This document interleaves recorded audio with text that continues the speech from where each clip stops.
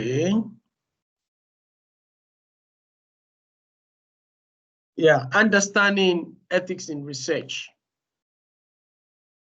Right, ethics in research is very critical for every academic research or any form of research. And research ethics concerns the responsibility of researchers to be honest and respectful to all individuals who are affected by their research studies or their reports of the studies results. You have to show honesty and you have to show respect, whether the person is a child, a disabled person, or whatever, or the community that you are collecting data from. You have to show respect to the community, right? You have to show respect to their culture. You have to show respect to their traditions. You can't just walk over just because you are a researcher and ignore cultures and traditions of communities and people, right? So that is what it is. That you, as such a researcher, you must demonstrate honesty and respect in whatever you do, in your how you report, and in your analysis. For instance, let me give you one example. A case that I'm dealing with now is somebody who lives in a community affected by the COVID-19 lockdown directives that has killed almost 90% of the businesses in that community.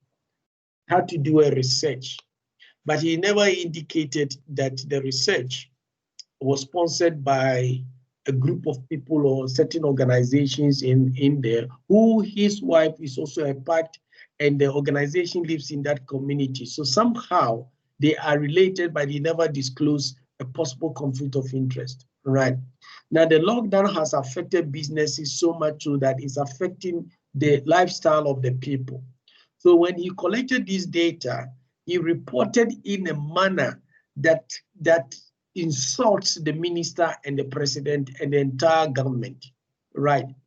Criticizing their incompetencies, criticizing their leadership style, and that they don't even train ministers and director generals before they put them into position. Where did you get all this information? Even if the data was collected from participants, the manner you report should not suggest disrespect, right? And the people didn't know that. So in every research, you have to show respect to all individuals who are affected by their research study or their reports of the study's results. So where your report that you table, wherever you table that report, should not show disrespect and dishonesty to the readers, right? For example, conducting research by forcing HIV positive women to sterilize without their consent, with the intention to reduce the number of born HIV infected babies, is criminal and unethical. You can't do that. They have to voluntarily let you know that they will participate in this research. You cannot hide it. This has happened in the country, I think last year or so, where the public, I think it's the public protector had to investigate or something like that. There were some clinics somewhere where women were being sterilized without their consent because they were HIV positive, so that they don't get pregnant and infect the children or give birth to children who are HIV positive. You're right. That is very unethical. You don't do that. Then where did we get research code from? Because it is a code of conduct that guides us. And the first code of research integrity came from what we call the Nuremberg Code. Nuremberg Code was promulgated in August 1994 in the form of guidelines from what transpired during the Second World War, where people in concentration camps were tested by doctors without their consent in a research. And so the case became a big issue, and the committee that was put together was chaired by Nuremberg. And so it came out after the findings and what have you, they came out with certain principles to guide the whole world how to conduct the research. So a set of guidelines for the ethical treatment of human participants in research was promulgated in 1949. It calls for voluntary consent, that people must voluntarily give consent, fruitful results for the society, as I've already alluded to. Your research must benefit society. Human trials to be based on previous animal studies. That's it is now. You cannot just go and test humans with any form of vaccine or anything without first trying on animals and giving enough results or evidence to the world that you tried on rats or whatever, and these were the outcome. And then you do what we call sample trials in a particular area. Okay. Avoid unnecessary physical, mental suffering to the people. You don't have to do a research that to traumatize the people, and avoid trials that will possibly cause death or disabling injuries. You can't do that. You can't do a research that will jeopardize lives of people or even kill them. Then you must look at the risk and benefit ratio. The benefit must always outweigh the risk, right? There is a report that we usually use in ethics that certain company decided to conduct a research on women in the Central America area. And when they did the research through their DNA and the rest, they found that there is some traces of a certain disease or illness in that area, which they never thought of it, right? So what they did was to pursue this analysis, so because it will benefit, according to them, it will benefit the women in that area, right? Particularly from their health and other things. Now the question was, are there any risks associated with the benefits? So the committee decided to find out, if you say these are the benefits, what are the risks? Right. And if you are not able to define the risks, then we have a problem. Much as you are able to say these will benefit them and benefit them, we also have to know what are the risks. If you administer this particular vaccine, if you do this, are there any side effects to the people? And would the side effects kill them or make them disabled or create some injuries, as compared to maybe that they will have certain good health or whatever? So every time you do a research and people are involved, look at the benefits and the risk associated with what is going to come out of it. And proper precautions are necessary. You have to maintain certain precautions in your research, and qualifies researchers only. You don't just take any amateur or emerging researcher and put the person in the field. The person must work with a seasoned researcher to be able to do it, so that there is a qualified researcher involved. That is why sometimes in a research organization, you have a senior researcher, or we call a lead researcher, and then you then put emerging researchers to work with them, so that they also learn and become better. By so do you create capacity, or a capacitated organization from its research perspective. So research must be conducted by qualified people. So in your case, your supervisor is a qualified researcher who is then going to guide you to be able to do what? A good research. Then we have the National Research Act, which was promulgated in July 1974, created the National Commission for the Protection of Human Subjects of Biomedical and Behavioral Research. Right. Now, this came out of America, which they call the National Research Act, and everyone had already copied that through Europe, or the whole of America, South America. Globally, everyone benchmarked their research, particularly in the biomedical field. They benchmark their code of conduct and other principles against this National Research Act, which came out of the Second World War as well. And even went after the Nuremberg Code, people were still misbehaving. There were research being conducted, vaccines being tested on people. There was a case that happened in Africa where a vaccine was tested on people suffering from malaria, but at the end of the day, the results went back to Europe, and it was used on people in Europe traveling to Africa to prevent them from catching malaria.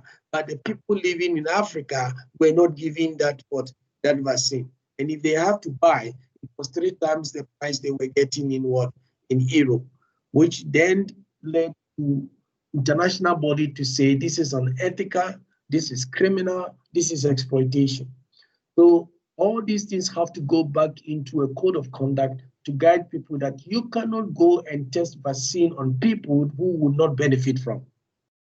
And the benefit that we think of the actual fiscal benefit and the cost related to what?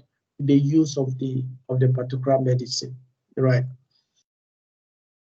Then the Belmont report in 1979 that also came from America due to a study that Tuskegee syphilis study, in which African Americans with syphilis were lied to and denied treatment for more than 40 years. Can you believe this?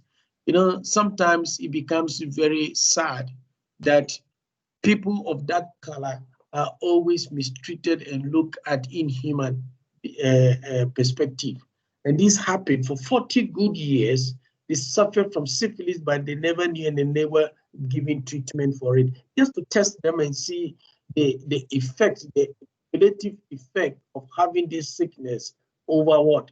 Over years. What would it do to what? The generation? What would it do to the community? This is wickedness, all right?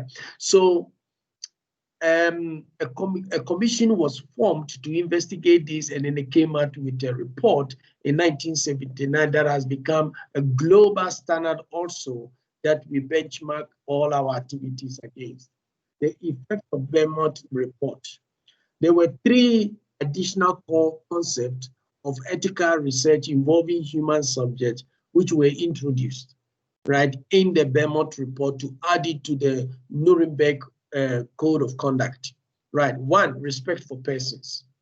Individuals should consent to participate in studies, and those who cannot give their consent, such as children, people with diminished abilities, and prisoners, need to be protected. So if I have to interview a 5-year-old child or 10-year-old child of abuse or whatever, the child might look very innocent, but I have to protect the child by asking the parents themselves or somebody that is older and can think and can be able to support the research to be the person that gives consent to be able to what?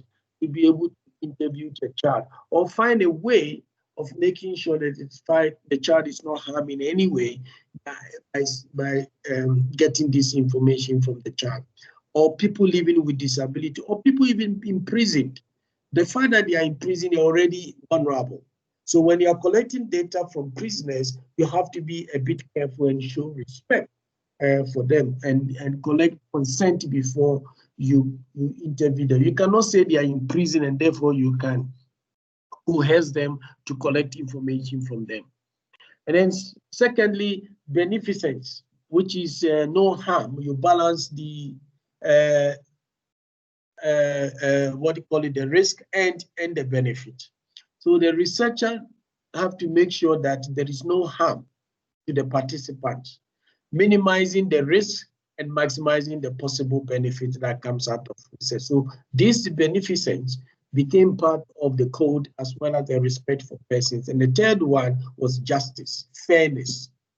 Fairness in procedures for selecting participants. We have to be very careful, and this is what you're going to do even in your methodology. When you are looking at your population and sampling the population, right, the population side, are you selecting people because they are close to you? Are you selecting people because of their color? Are you selecting people because of their height? Are you selecting people because of what do you call it? They are liable, or they are likely to suffer from certain diseases or sickness or something like that. When COVID-19 came, they said, oh, it's for poor people, right? It will only kill poor people. But who started dying? Very rich and affluent people started dying, right? First before the poor people. So we cannot be selective in a manner that diminishes the humanity of the people, right? So fairness is very, very necessary when it comes to selection. When you want, let's say you go to Pick and Pay and you want to interview them, you have been given permission, you go to give in your proposal, how are you going to select the people? Let's say the whole Pick and Pay staff in the head office, about 300 people, but you are going to interview only 25 people. How did you select the 25 people? What criteria did you use to include and exclude the people? That is the fairness we're talking about. And that must be in your proposal. You cannot just say, oh, 25 people, I can only talk to colored people, or talk to black people, or talk to white people, and you don't balance it. The reason for your 25 people must be stated. And if you don't do that, your research proposal will be thrown away that it has got what? Serious ethical challenges. So that is the procedure you will use to select participants, that your procedure must be very fair. Okay, let's look at the principles of ethical research, right? If ethical issues in research are these. There are 4 ethical issues: consent, which we have spoken about; no harm in terms of beneficence; privacy in terms of confidentiality and anonymity; and then deception, not deceiving people. These are the 4 areas or ethical issues that we have in research. Now let's expand these things. Ethical decision-making steps. What steps do you take to make ethical decisions in your research? First, define the ethical issue that is facing you. For instance, you're going to collect data from women or children in Kailija. Or maybe within Kailija, there is a site called Site A or Site B in Kailija. You're going to collect data from it. What are the embedded ethical issues of this area? You first of all need to understand and define that these are the issues and this is how you are going to address it. So it has to appear in your ethical consideration section that I showed you. Second, brainstorm possible solutions to the issue. What can I do to resolve the issue so that it will not affect my activity? All right. For instance, people in the site B or site C or site A that you are going to interview have a particular behavior that might affect your activity. So you have decided to go and bribe them. You have decided to give each and everyone who will participate in that research maybe 15 Rand or 10 Rand. Or you are giving them 20 Rand voucher or 100 Rand voucher to go and buy something in Pick and Pay or ShopRite. Right. Why did you do that? Because there was an ethical issue that you have talked about that needs to be addressed, because they refused to participate in any research, because previously people have come to do research there and they never heard of the results. They were humiliated and the rest, so they are not interested in participating. Let's say this is what you identify, that they are reluctant to participate in any research because of the abuse to them by previous researchers. So now you know this problem, and your attempt to address it so that you can collect your data is to bribe them or coerce them or influence or induce them somehow. Is that a solution or what you want to put in place to be able to put your activity in front? This has to be stated if that is what you want to do. It has to be said that this is the ethical dilemma, and this is the approach you'll be using to be able to circumvent or be able to, but it does not mean that you want to coerce them. But because of previous or historical situation, that is why you have decided to do that.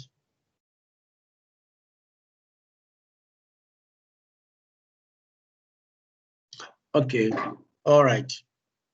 Yeah, and the third one, the third one is rate your ideas for solutions using the scale below. That is the idea neutralizes the issue, the idea that you have the solution. This idea reduces the effect of the issue, but it is not a complete solution, or what? Or this idea does not resolve the issue. Rate it. These are three issues here that you can rate. Would give it, let's say, give and take 5, 3, 5, 3, 1. So the top one, if A is 5 and the next one is 2 and the next one is 1, then you know that 5 is the best option for you to take. So basically you have to rate the way you are going to address what the issue that you have identified, so that you can choose the best one that fit the issue that you want to address. And ethical issues in research continuation. The fourth one is if one of your solutions is rated A, then you can implement the solution and carry on with your activities. Like for instance, if it is rated 5 as opposed to 3 or opposed to 1, or is rated 3 as opposed to 2 or is opposed to 1, then you know that that's the best fit. If none of your solution is A, then you examine the solutions rated as B. You may need to break down the issue into smaller, more specific issues in order to develop the solutions. If you don't do that, you'll find yourself in the middle of conflict and you will jeopardize your whole research. So if A does not fit the solution, or you couldn't get any, your rating did not fit A but fit B, then you need to do more work into B, because B is not a 100% solution to address the problem, so that you can proceed with it. Break it down in a manner that it will help you to address the issue, right? If all of your ideas are rated as C, that is not good enough, right? You need to redefine the issue more carefully and brainstorm possible solutions again. That is an iteration. If the first didn't work, the second, you didn't rate the second, but it's the third one, then go back again, start all over again, and redefine it, brainstorm it, rate it again until you get to a point where you can choose the best solution for the community to do your work. Finally, if you cannot resolve the issue, you need to abandon your plans for that activity. You need to avoid it. Don't go there. Don't go and collect the data at all. We have had issues like that before, where a student was supposed to collect data from a clinic in I think it was in Northwest, Tabanchu in Northwest. There is a government clinic that she wanted to do, and they refused because of previous research activities that humiliated patients and staff and the rest. So they refused to give this young lady access to the hospital, and for 1 year, the whole research got delayed. So what we have to do is to ask her to look for another place.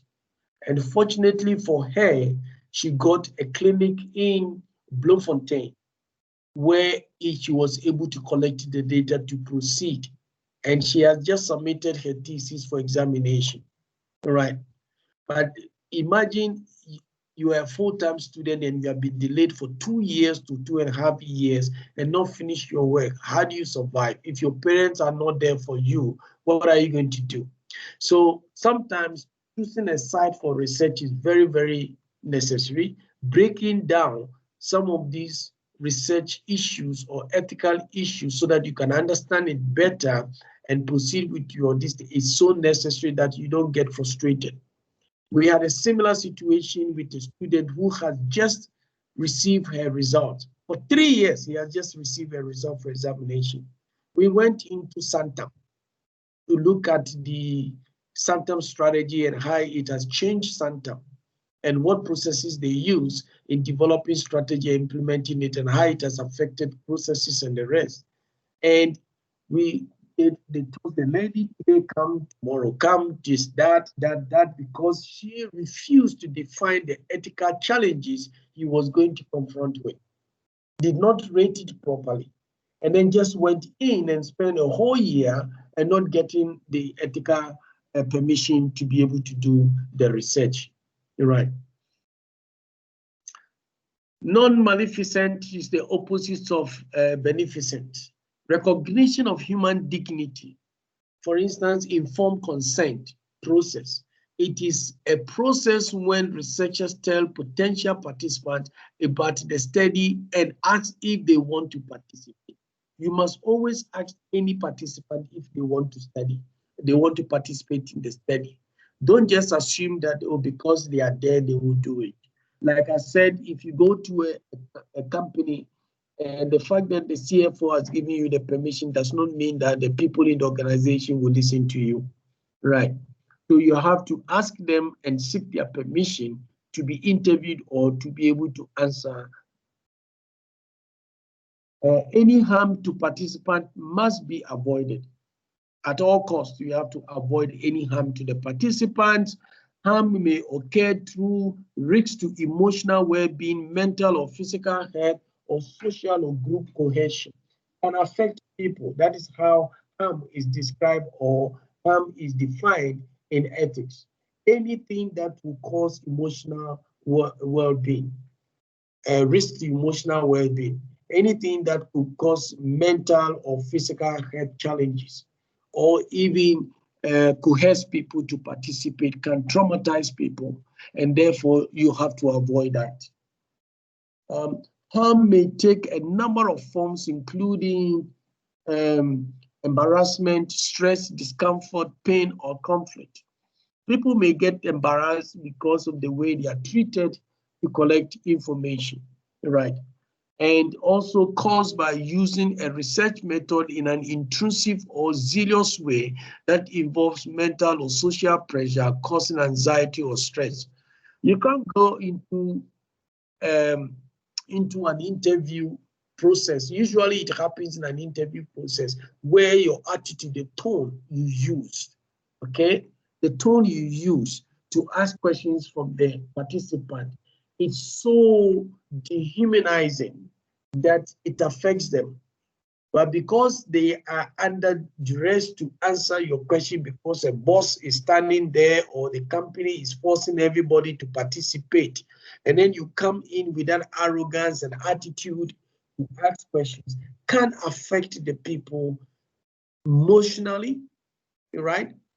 And they consider it intrusively because their privacy and their emotional well-being has been what? Has been violated or intruded in.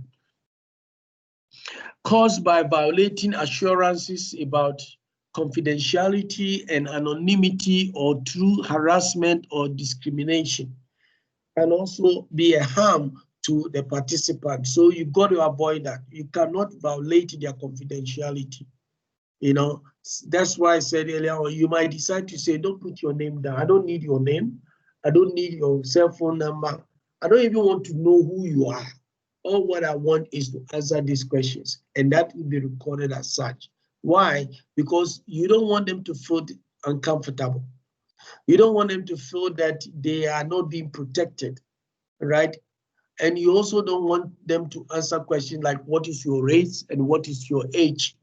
You know, as people used to say, age is just a number. It doesn't matter how old I am and all those things. But sometimes people get a bit, discomfort when you ask them the age when you ask them their race and the rest. So those things, try and avoid them if you can, because it might not influence the findings of your this thing. You can use other means in drawing conclusion rather than to use race, age, and the rest in your research. Respect for others. Respect for others. Because we've talked about the 3 areas: respect for others, we talked about the beneficence, and we talked about what justice, right? Researchers' position is based on the development of trust and respect, right? You must always respect people when you are collecting data from. And social responsibility and obligation to those who participate in or are affected by it. So you must always show respect and demonstrate some form of what do you call it? Compassion. Demonstrate some form of compassion, care, and all those things when you are dealing with them, no matter who they are, whether young, old, men, women, children, whatever.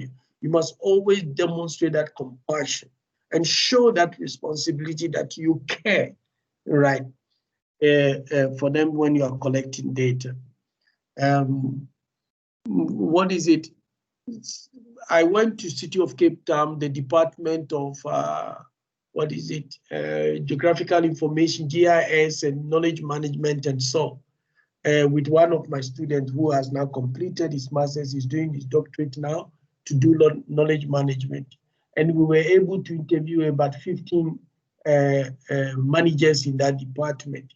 Immediately we got there, right? Because it's a focus group interview. We had to break the ice by cracking jokes and all those things and getting coffee. They wanted to make us coffee. We said, no, let's all go to the kitchen and make coffee together. And we start talking, and we created the atmosphere that we are not strange people and we are not here to harm them. We are not here to take information away from them. So we created an environment that was so conducive for them to open up and say whatever they have to say, right? So the rights of all people should be recognized and their dignity respected. Whether if there are even disabled people among them, give them that kind of respect. Integrity and objectivity of the researcher. You must show the quality of research depends in part on the integrity and objectivity of the researcher. Acting openly, you must open yourself. Don't hide anything, right? Be truthful and promote accuracy. Promote accuracy. Whatever you are doing or whenever you are collecting data, these are very good things, particularly in an interview process. The objectivity of the research and integrity of the research is very, very necessary. Get there on time. Show respect, greet them, good afternoon, sir, good afternoon, madam, good afternoon, this, good morning.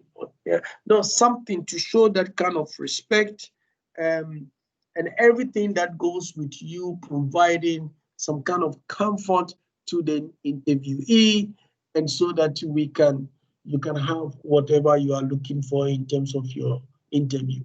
And you have to play open cards.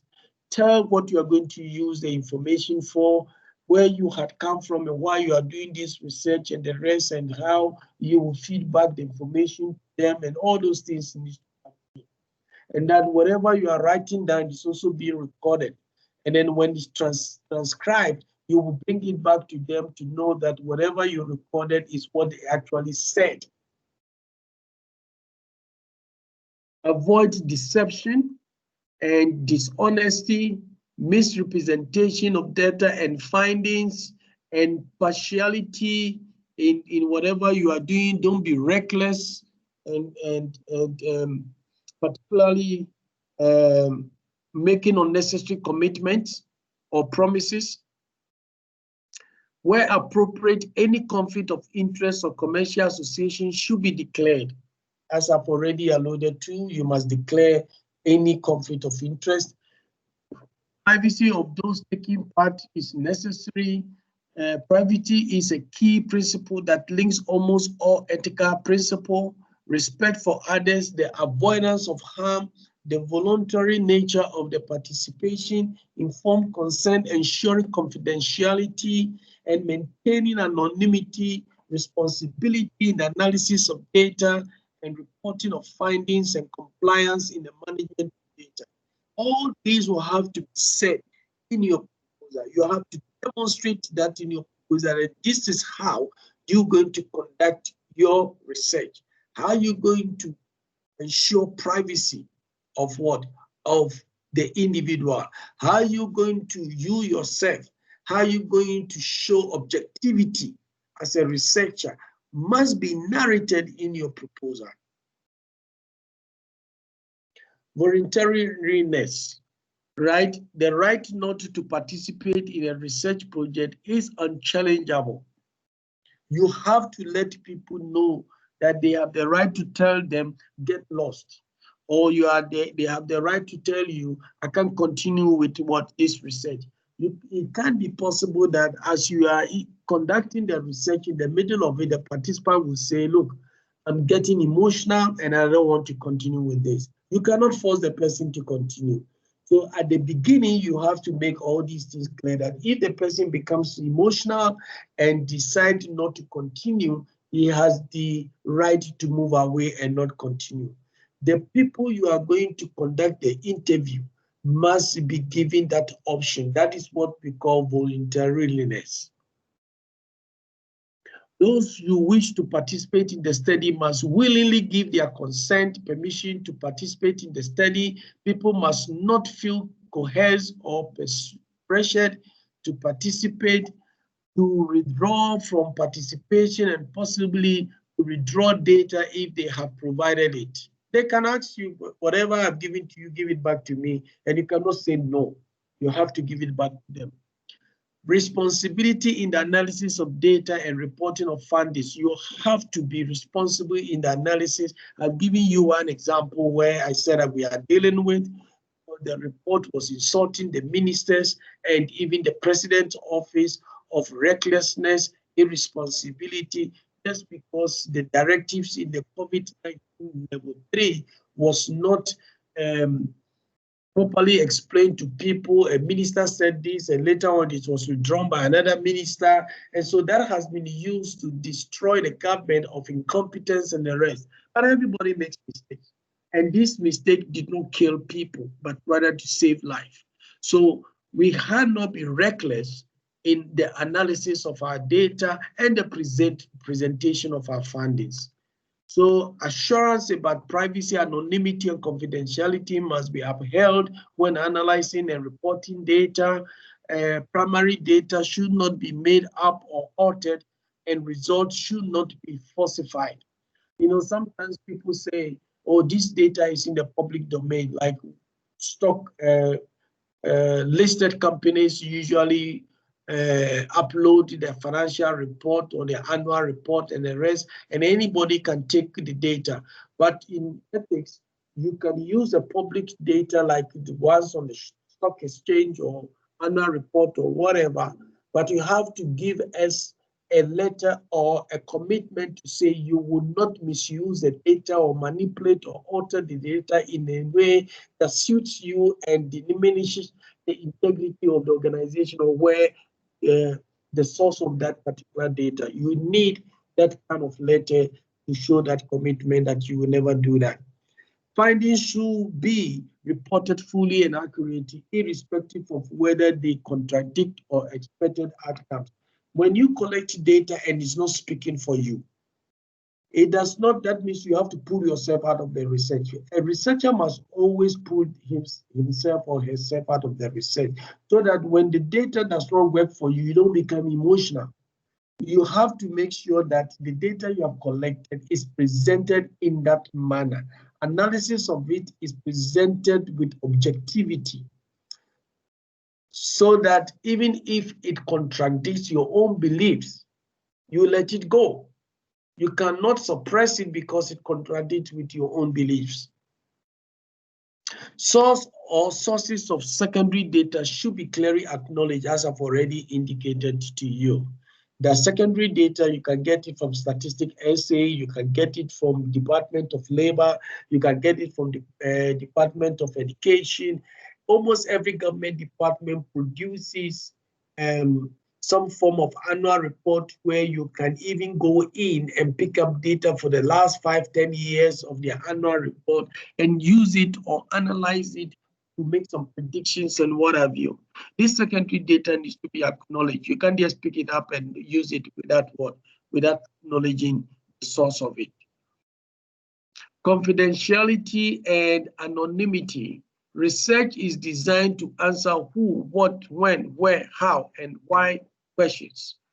Research is not focused on those who provide the data to answer these questions. Individuals and organizations should therefore remain anonymous, and the data that provide should be processed to make it non-attributable. You cannot process data from Pick and Pay and let everybody in the world know that the data came from Pick and Pay. So in approval of research proposal, we make sure that names of organizations do not appear in the title. I, for instance, will not even allow you to say that you are conducting a research in Kailicha. I'd rather say we are conducting a research in a selected township in Cape Town. There are many of them in Cape Town, so nobody will know whether it is Kailicha or Philippi or Mitchell's Plain or whatever. All right. So you make sure that the anonymity of the data is also non-attributable. Unless there is an explicit agreement to attribute the commitment, that is where the permission comes from, the gatekeeper permission.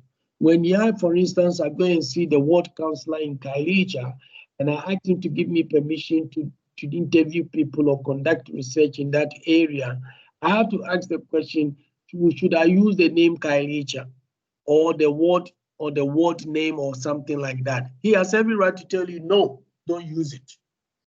Or yes, use it. And that is in the permission form to say you can use the data for your thesis, but don't mention our name. Or you can use the data for the thesis and mention our name, but any publication, be in a scientific journal or newspaper or whatever, the name should not be, it should not appear. So these are some of the agreement which comes in the permission letter. Harm may result from unauthorized attribution or identification.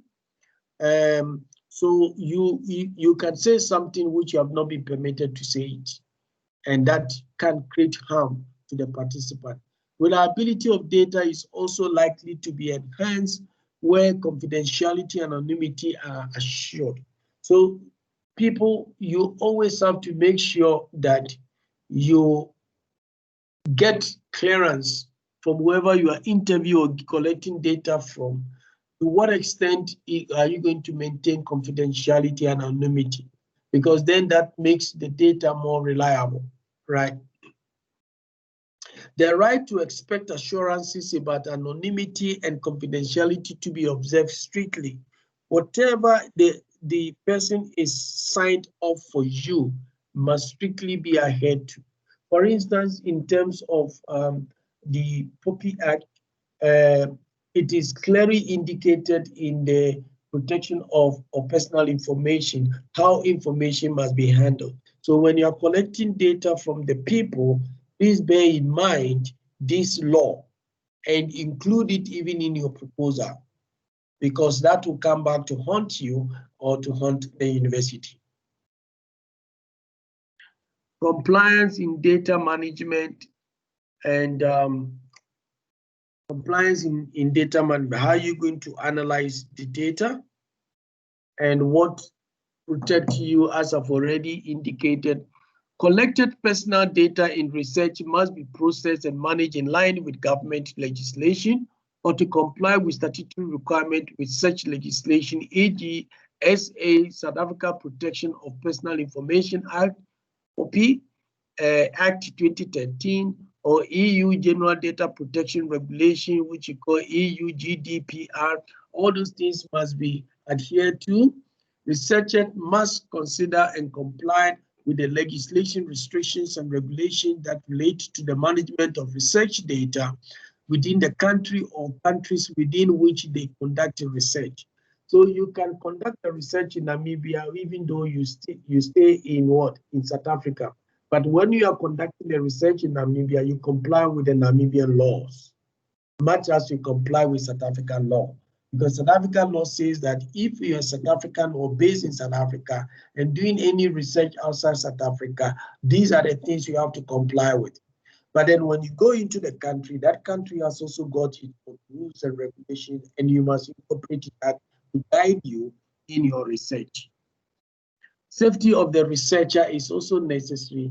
Yeah, you have to make sure that you also don't get abused or emotional when you're conducting the research. Many of us cannot understand the type of data we get, particularly when you are dealing with vulnerable people. They tell you things that could even harm you. So you also have to be very careful. How do you identify yourself from the kind of things that comes to you? So there are possible risks from social interaction, and research design therefore needs to consider risks to the researchers as well as to the participant. So you are not only looking at the risks to the participant, you are also looking at risks to yourself. As people tell you their stories, they can also harm you, right? Risk of physical threat or abuse, risk of psychological trauma, risk of being in a compromising situation, increased exposure to risks of everyday life. And particularly with the ladies, I need to raise this with you because we have some cases before where the young student who come from Mozambique was interviewing people in certain companies in Cape Town. And she was harassed to the point that it became so bad that she could not continue with the research for 3 months. So sometimes you can't be, harassed by men because you are interviewing them, and sometimes they think that the way you have presented yourself suggests otherwise, and then they start making advances and all those things. So you can always guide yourself by going with another person. If the person is not even in the interview room but sitting outside, is also a guide. So that's what we have encouraged most of our female researcher students to make sure that they don't do these things alone or by themselves, but they should get support. Either you go with your supervisor or you go with a colleague to be able to collect data, and not by yourself, so that you are not put in under any risks.